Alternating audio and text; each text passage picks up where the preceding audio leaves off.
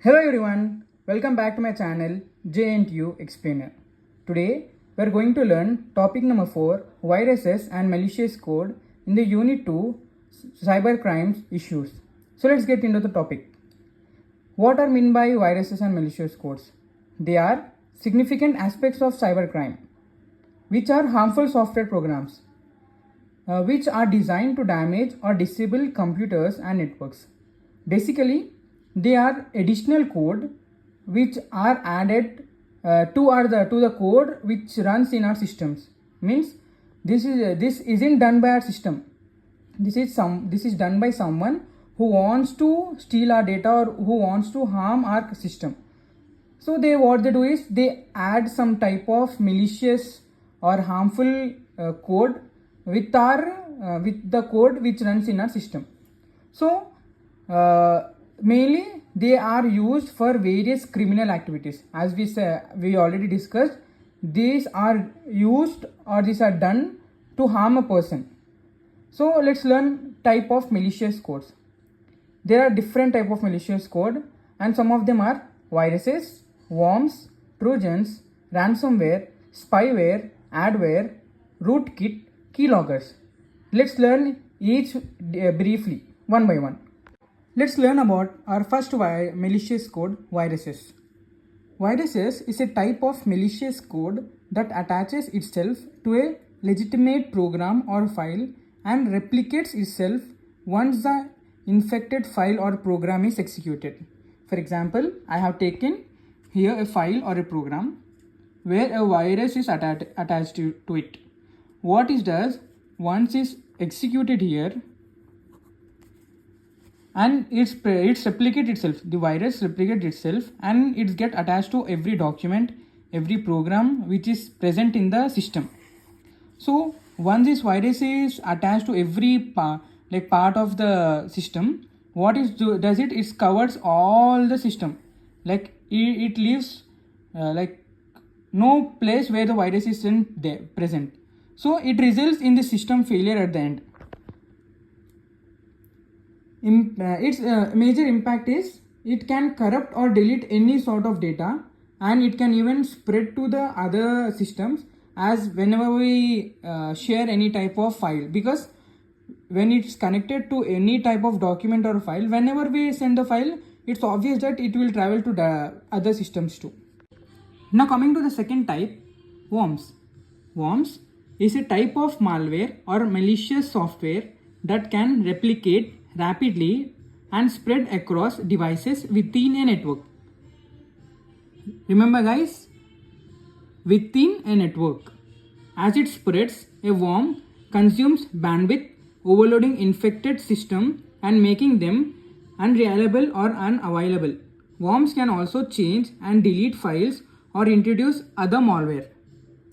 As we learned in the viruses, it's totally almost similar to it, but here the virus rapidly spread inside a system, but here the worm rapidly spread inside a network.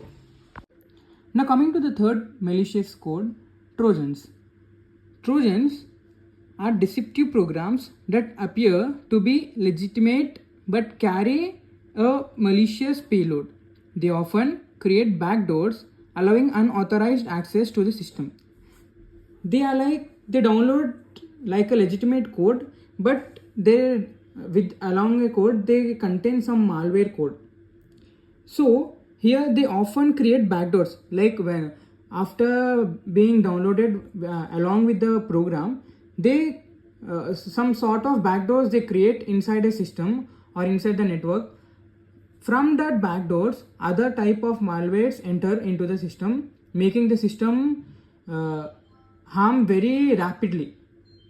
And the main impact of trojans can be used to steal sensitive information, install additional malware, or gain control over the infected device. Using trojans, we can easily get access of the victim's system very fastly, as when it creates backdoors, many other malwares can enter through it and it makes the work very fast. We already learned what is meant by ransomware, so let's not waste the time there. What is spyware? Spyware is software designed to secretly monitor and collect information about the user's activity without their consent. We can easily recognize it by its name, spy. And ware, it's a type of malware which is used to keep monitoring on the victim. Now coming to the sixth one, adware. Adware automatically displays or downloads advertisements to a user's device when often bundled with legitimate software. It's like downloading or continuously running of advertisements on the victim's computer. The main impact of adware is why they are often not harmful but can degrade systems performance and compromise users' privacy.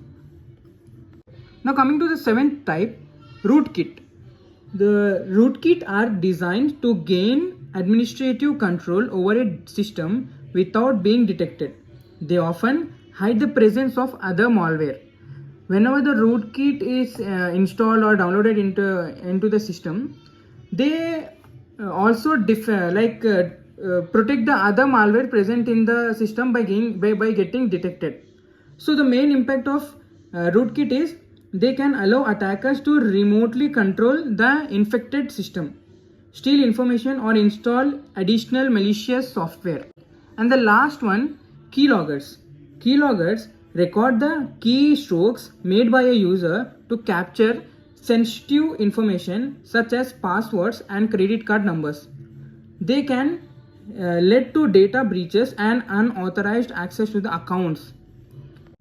Let's discuss about the methods of distribution: email attachments, infected websites, phishing attacks, software vulnerabilities, removable media. Let's discuss about them briefly. What are email attachments? Malicious code is often spread through email attachment that when opened infect the system. Like, we don't know what sort of email they send, but when we open that email, that's it, then it infects the complete system. Infected website. Visiting compromised or malicious website can lead to the automatic downloading and installing of the malware. Phishing attacks, we already learned this by using email to enter. Software vulnerabilities, exploiting security flaws in software to install malware without the user's knowledge. If you are one of the victim, if you have undergone these type of vulnerabilities, you don't know that your system is infected by malware. Last one, removable media. USB drivers and other removable media can carry and spread viruses when connected to a system. Like you have carried some type of USB from a different system and you have injected that in your system. You never know that your system may be infected by any kind of malware, because it might be affected with the previous system too. Let's learn the prevention and protection by these kinds of malicious codes. First one is antivirus and anti-malware software. This type of software creates some types of protection before they enter into your system. Firewalls. Firewalls implement a wall which can help prevent unauthorized access to networks and block malicious traffic. Firewall, before a network connection connects to your system, it stops there and it check or cross check whether the network is correct or wrong. Regular software updates, updating your system to the latest update can also protect you. And the last one is user education.